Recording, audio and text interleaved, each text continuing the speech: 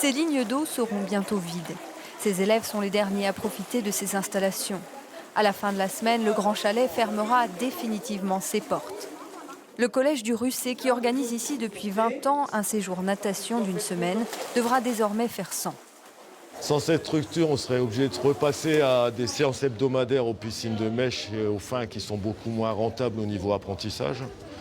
Ou alors chercher éventuellement des structures plus éloignées qui seront plus coûteuses et peut-être moins. Et puis on n'en trouve pas, quoi.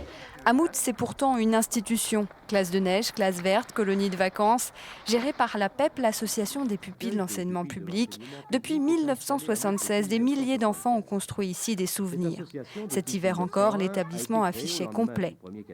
Aujourd'hui, l'équipe qui devrait faire les plannings doit se résoudre à inventorier les stocks, un crève-cœur.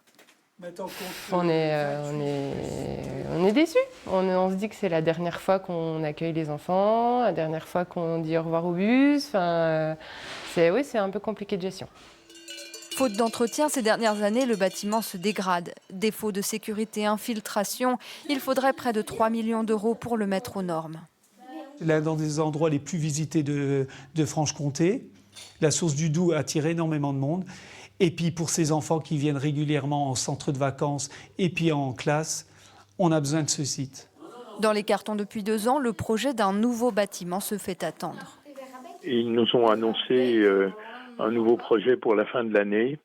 Et je pense que la communauté de communes et la commune, nous ferons tout effectivement pour encourager sa réalisation.